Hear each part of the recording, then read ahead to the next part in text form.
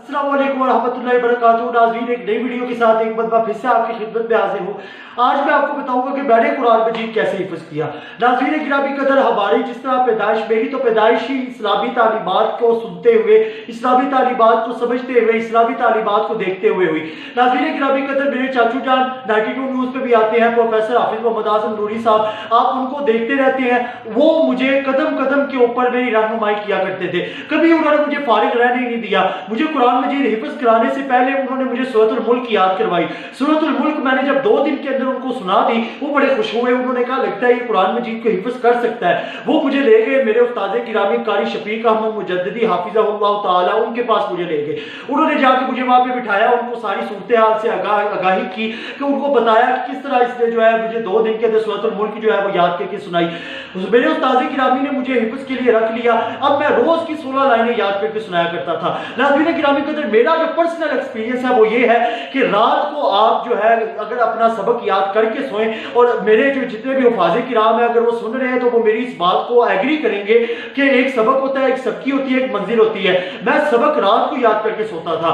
क्यों? क्योंकि मैंने कुरान मजीद की सूरतुल मुज़म्मिल, और मेरे चाचू जी ने भी मुझे बताया हुआ था कि सूरतुल मुज़म्मिल के अंदर रब्बुल जलाल ने इशार फरमाया अक़वम क़ीला। अगर तुम चाहते हो ना कि तुम्हारे कौल के अंदर अक़वम, तुम्हारे कौल के अंदर जो है कुव्वत आ जाए, तो बात करो तो अगले के ऊपर वो पता चले कि इसने बड़ी रीजनेबल और बड़ी जो ऑथेंटिक बात की है। और जब तुम बोलो तो उसकी कोई अहमियत हो, तो तुम जो है रातों को आबाद करो, और तुम रात को जो है जितनी भी तुमने पढ़ाई वगैरह करनी हो रात को किया करो। खैर, मैं रात को अपना सबक याद करके सोता था। सुबह फजर की नमाज के बाद, जिस तरह बाकी कहते हैं कि अपने सबक को रिवाइज कर लिया करो, क्योंकि फजर के वक्त याद की हुई चीज भूलती नहीं, मैं फजर के वक्त जो है अपना सबक दोबारा रिवाइज कर लेता था। 10 बजे हमारे कारी साहब जो है उन्होंने आना होता था, हम उनको सबक सुनाया करते थे। उनके बड़े बेटे कारी मोहम्मद अनीस साहब वो भी वहां पे हुआ करते थे हाफिज़हुल्लाह ताला। बाकी जो है कारी मोहम्मद अली साहब वो भी हाफिज़हुल्लाह ताला वो भी हुआ करते थे। वो उनके शागिर्द थे कारी मोहम्मद अली साहब। लेकिन उनके बड़े बेटे कारी मोहम्मद अनीस साहब वो उनको मैं जो वो आया करते थे, और बाकी उस्ताद गिरामी होता थे। लेकिन मैं कारी शफीक अहमद मुजद्दी साहब, अल्लाह ताला उनकी लंबी उम्र करे और उनको तमाम वबाओं से महफूज रखे और अपने हिफ्ज़ो मान में रखे, मैंने उनको सबक सुनाना होता था।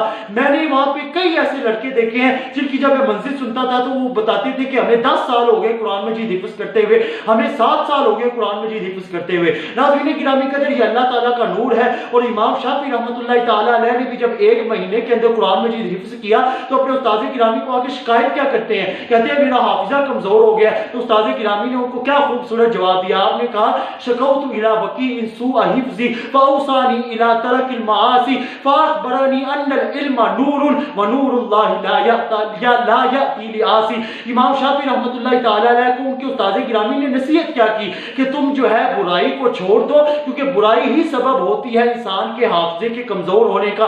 और अल्लाह ताला का जो इल्म है वो नूर है, और नूर जो है वो कभी भी गुनाहगार के पास नहीं आया करता। तो नाज़रीन गिरामी के अंदर मैं इस तरह हिफ्ज़ किया करता था। और कारी साहब खुद हैरान होते थे, सबक होता है, सबकी होती है, मंजिल होती है। मैं सबकी सबक 10 बजे सुना के उसके फौरन बाद ही सबकी सुना देता था। अल्लाह पाक की तौफीक से और हुजूर सल्लल्लाहु अलैहि वसल्लम और वालिदैन के इशारों की नजर करम से और उस्ताद किराम की और आप जैसे चाहने वालों की नजर करम से मैं उसी वक्त जो है सबकी सबक के साथ ही सुना दिया करता था। और सबकी सुनाने के बाद भी थोड़ी सी मंजिल को नजर मारनी और मैंने मंजिल सुना देनी। हमारी 8 बजे क्लास शुरू होती थी, 4 बजे खत्म होती थी। पहले बीच में वक्फा आता था, हम खाना वगैरह भी खा लिया करते थे, लेकिन बाद में वक्फा भी ना आए, सिर्फ नमाज का वक्फा हुआ करता था। हम नमाज पढ़ते थे, उसके बाद फिर लग जाते थे पढ़ने के लिए। तो मैंने 12 बजे तक फारिग हो जाना और मुझे घर पहुंचते पहुंचते 5 बज जाते थे। यानी सारा दिन एक हिसाब से मैं अपने उस्ताद गिरामी की संगत और उनकी माहियत में गुजारता था। और जब हमें छुट्टियां होती थी, ये कोरोना वायरस के सबब अब तो हफ़ाज़े किराम जिनको थोड़ा बहुत हिफ्ज़ भी था वो भी भूल चुका है,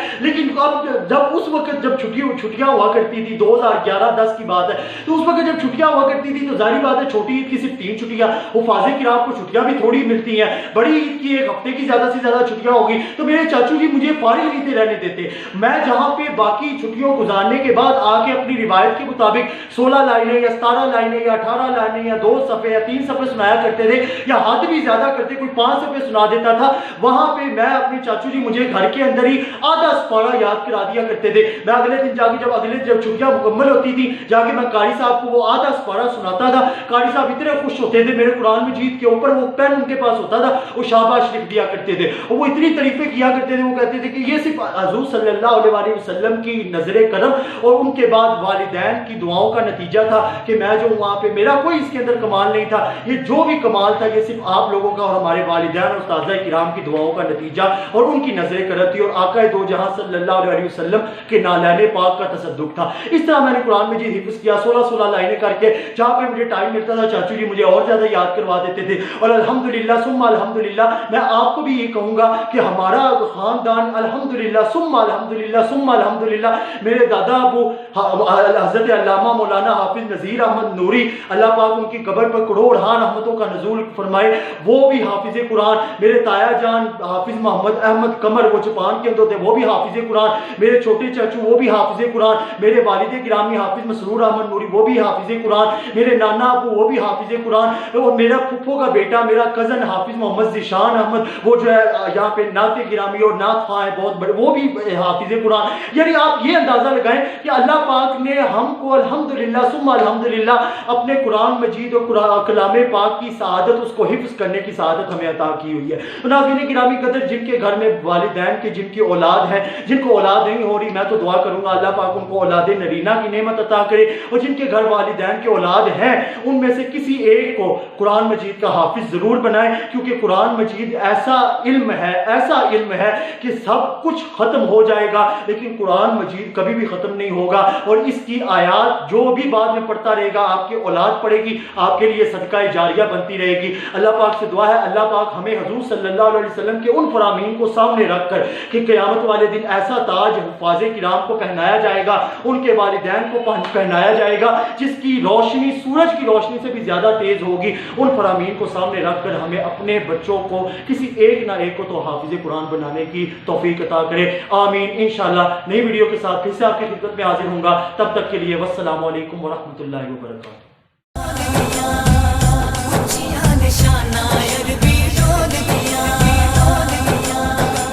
आयतां